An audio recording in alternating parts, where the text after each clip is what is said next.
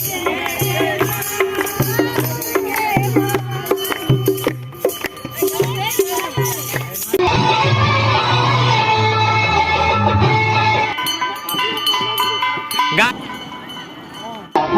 बार दिवाली भारत माता अगली दिवाली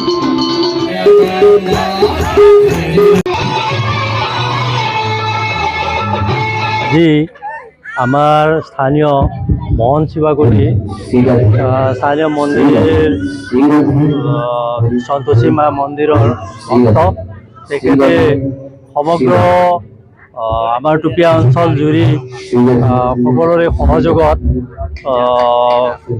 9 এপ্ৰিলৰ পৰা 17 এপ্ৰিললৈকে মহাভাগৱত আয়োজন কৰিছে।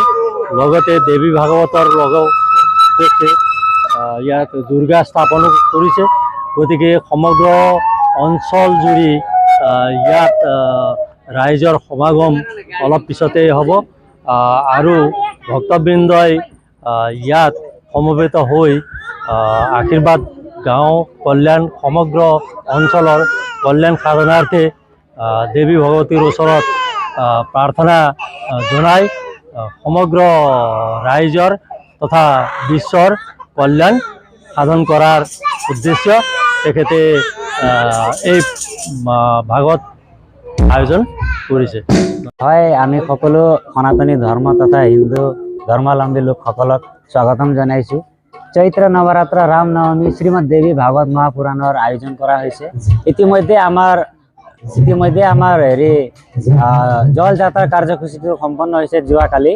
গতিকে আমি সকলো হিন্দু ধৰ্মাৱলম্বী সনাতনী ধৰ্মীয় সকলো লোকসকলক এই অনুষ্ঠানত আহি উপস্থিত হৈ সমভাগী হৈ শ্ৰৱণ দেৱী ভাগৱত মহাপুৰাণৰ শ্ৰৱণ শুনি আমি আত্মাৰ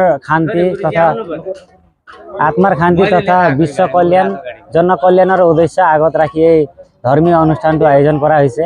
গতিকে আমি সকলো সনাতনী ধৰ্মাৱলম্বী লোকসকলক স্বাগতম জনাইছোঁ। আহক আপোনালোকে আহি এই পবিত্ৰ ক্ষণত উপস্থিত হৈ দেৱী ভাগৱত মহাপুৰাণ শ্ৰৱণ কৰি আপোনালোকে আত্মাৰ আৰু পৰমাত্মাৰ লগত যিটো সম্বন্ধ হয় সেই সম্বন্ধখিনি যাতে আৰু হওক আৰু সোনকালে মানুহৰ যাতে বিশ্বত শান্তি এইবিলাক হওক এইটোৱে উদ্দেশ্য আগত আহি গুৰুজী আমাৰ ভাস্কৰ ভণ্ডাৰী মহাৰাজজী তেখেত বালিজুৰিৰ হয়।